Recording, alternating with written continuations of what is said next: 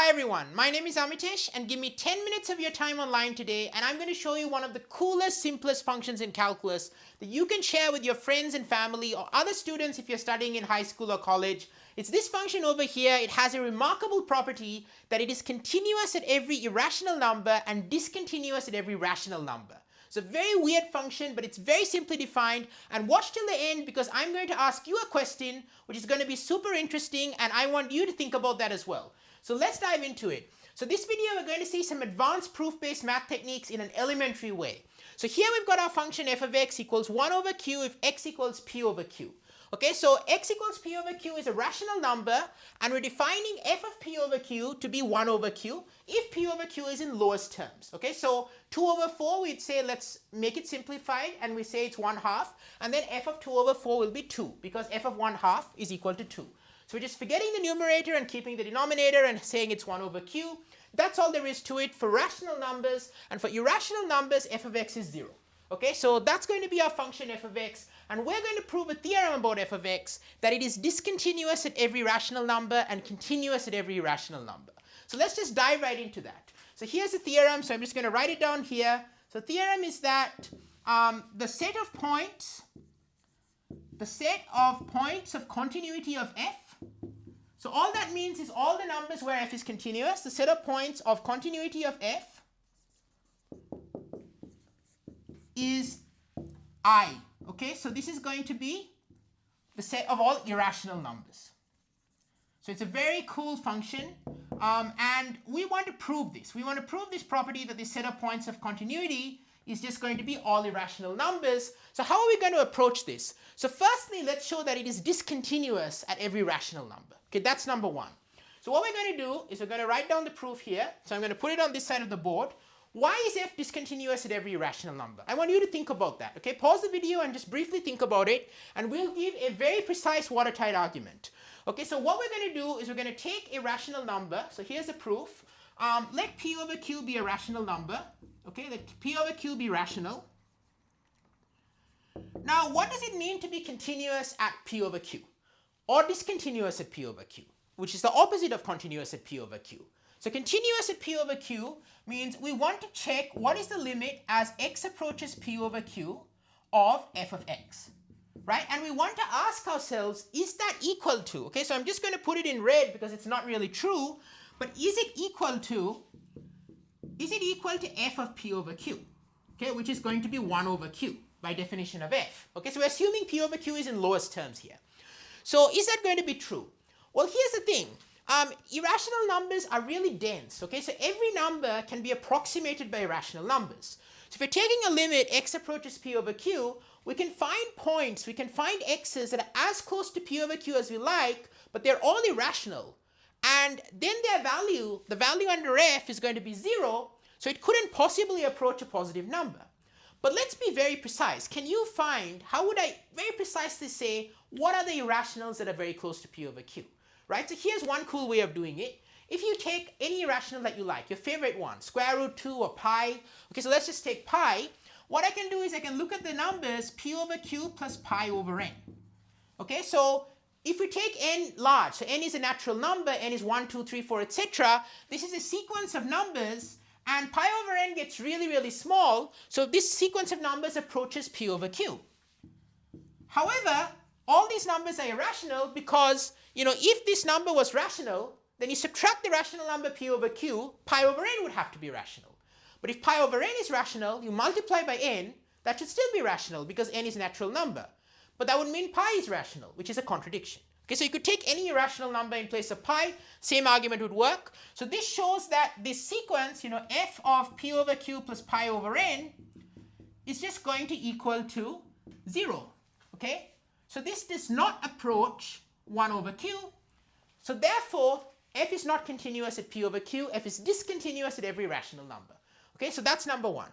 The next thing we're going to have to show is why is f continuous at every irrational number? Now, this is again, I'm trying to be super precise, okay? So you can sort of intuitively visualize a lot of this stuff, but I'm going to be super precise with you because I want to really show how we can make math super rigorous. You know, it's not just hand-wavy, you know, this should be true or that should be true. It's really rigorous and watertight. So let's kind of get into that. So the basic idea is if we think about an irrational number, the value of f at an irrational number is 0. And okay, so if you approach it by other irrational numbers, the limit's going to match up with the value because the f is 0 at every irrational number. But if you approach it by rational numbers, then what's going to happen? You're going to get f of p over q is 1 over q. Why should that approach 0? So in other words, why should the denominator of rational numbers that are getting closer and closer to this irrational number get larger and larger? Okay, so that's going to be our question, and we're going to address that in the following way. Okay, so I'm going to erase this off from the board, and I'm going to make this super precise. Okay, so I want you to think about why you think this is true, and then we're going to prove it. Now, here's going to be the lemma that I'm going to use, and it's a very intuitive lemma, but we're going to state it. It's going to look a little fancy, but I'm going to unpack it for you, and this is going to be the lemma. So what is a lemma? The lemma is that we take a number, so let's take a number like, it doesn't matter what the number is, okay? So let x be a real number. Let x be a real number. And consider an interval containing x, okay? Consider an open interval containing x, okay? An open interval containing x. Let's say the open interval is x minus epsilon comma x plus epsilon. Okay, so here I don't want you to worry about the epsilon if you're not familiar with it. We're going to break it down. It's just if you draw the number line, right, you have your x. You're just going to take epsilon is some small number, whatever you like, x minus epsilon, x plus epsilon. This is all numbers between x minus epsilon and x plus epsilon. All numbers that are within epsilon of x. So epsilon is a Greek letter. It's all numbers that are kind of close to x, okay, within some small range of x. So we're considering such an interval. Now we're going to establish the following property. So the statement I'm going to establish is this, that the number of rational numbers, okay, maybe I'll write it this way, there are finitely many rational numbers. There are finitely, or maybe I could say there are finitely many rational numbers. Rational numbers inside this interval, so within epsilon of x, with denominator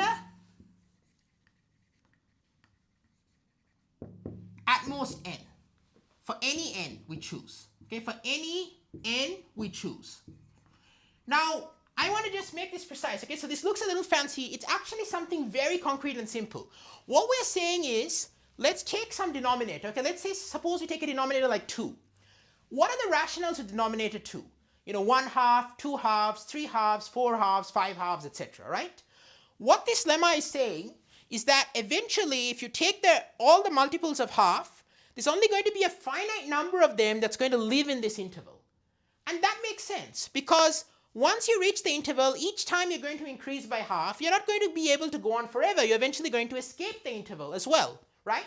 And this is not just true for half. If I took something like 1 over 101, right? And I asked how many rationals are there with denominator 101 inside this interval, x minus epsilon to x plus epsilon, how many would that be? Well, 101 is pretty big. So 1 over 101 is small. So if we took multiples of 1 over 101, you know, you'd still get lots and lots of them in this interval, but eventually it has to leave the interval. So there's always going to be only a finite number of them. It does not matter how big n is. The number of rational numbers with denominator at most n, even if n is 1,000,000, that are inside this interval is a finite number. Okay, it's not an infinite number, it's a finite number. Now that's an intuitive statement. Okay, so I've stated this lemma, that's the statement we're trying to use. And why do we need this statement? Well, the idea is that we want to show that if a rational number gets close to the irrational number, then its denominator has to keep getting larger. And here's the argument for that. If you say that, for example, if you take such an interval, so I've told you the intuition of this, you can always scroll back if you want, but that's a lemma. And I want you to think about how you'd prove it very rigorously, okay? It needs some kind of argument, but it's not a super complicated argument. It's basically what I told you, about the idea that if you keep multiplying, you're going to get larger and larger, okay? So this is called the Archimedean property of the real numbers, okay? So if you want to look that up, if you want to drop a comment down below, please do so. And now what we're going to do is we're just going to finalize the proof with that lemma. So what we're going to do is the following. We're going to show that, so here's the rest of the proof. We're going to show that let x be an irrational number. okay, number, so let x be an irrational number.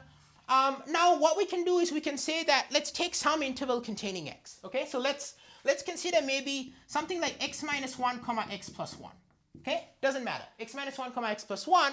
Now how many rationals, pick any n you like, okay? Any n you like, okay? Pick an n. Pick an n. N could be million, n could be billion. We're going to show that eventually the rational numbers approaching x have to have denominator at least n, okay? So pick any n you like. And what we're going to do is we're going to say there are finitely many fractions. There are finitely many rational numbers in that interval with denominator at most n. That's what we just said in that lemma. Okay, there are finitely many. Now what we can do is, because there are finitely many, what we can do is we can say that we can avoid it. So if we take x, okay, you have a finite number. It doesn't matter how many there are. Okay, I'm going to actually note that with red points. There are all these fractions that are maybe very close to x. Okay, but they are all the fractions with denominator.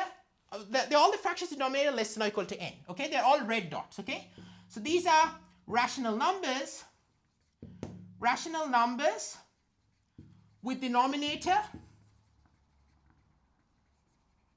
less than or equal to n. Okay, now because there are a finite number of them, you can choose a sufficiently small interval containing x that avoids all of them. It doesn't matter. If there are infinite number of them, you can't, because they could keep approaching x and get closer and closer. Because there's a finite number of them, there's only going to be at most one that is going to be, or maybe one or two that are closest to x. And what you can do then is, given there's that is closest to x, you can take this small little interval containing x, and inside this interval you know that all the fractions have denominator greater than n. So you can, if you get sufficiently close to x, you know that if p over q is within, so this is the distance to x, the absolute value of p over q minus x is less than this, let's call this delta, okay, it's another Greek letter, okay, so we have x minus delta and x plus delta. If this is less than delta, then what's going to happen? Then f of p over q minus f of x, well, what is f of x? F of x is 0 if x is irrational, and f of p over q is 1 over q. So this is going to be equal to absolute value of 1 over q, and because all the fractions will have denominator greater than n, this is going to be less than 1 over n. So you can choose a sufficiently small thing containing x, interval containing x, so that the values of the function for every rational in that interval is going to be less than 1 over n, where n was predetermined. And this is a formal proof that f therefore is continuous at the irrational number. If you want to sum it up intuitively, the idea is that irrational number, if you keep approaching an irrational number of irrationals, the denominator has to keep getting larger and larger as you get closer and closer. That intuitive fact we have justified with the lemma. So thank you so much for watching. I hope you loved that video, and I want to pose a question to you, okay? So this is a cool question. Can you reverse the roles here? Can you find an example of a continuous function, a function that is continuous at the rationals but discontinuous at the irrationals? And I want you to challenge to you, try to think about that. Drop a comment down below. Do you think such a function exists? Can you construct it? Or if you can't, can you give a proof it doesn't exist? And if you can get this video, to 5,000 views and maybe let's say 100 likes, I'm going to do another video to prove that very rigorously, okay, very rigorously. I'm going to give you an elementary argument. It's actually a statement in real analysis. It's a bit more advanced math about how we can actually construct such a function if it exists, which I'm not telling you right now, or if it doesn't exist, prove it doesn't exist. So thank you so much for watching. Like, subscribe, share, spread the word with friends and family. I'm trying to create infinite free fun math content at all levels, and I want to help as many people as possible to learn and love math through simple examples like this. This is a cool example. If you haven't seen this before, share with your friends and family. Ask them to see if they can understand it. I really love this. It's one of my favorite functions in calculus, and I'm super excited to see you in the next video. Check out my channel. There's lots of cool content, all levels of math. Basic math, advanced math. If you have friends, they're studying more basic math, there's going to be stuff for them. If you have friends studying more advanced math, there's stuff for them. Okay, so I'm growing a library of math here. And I'm really grateful for your support, for watching this video. I wish you all the best to achieve all your goals, good health, happiness, success. And I'm super excited to see you in the next video. Please take care.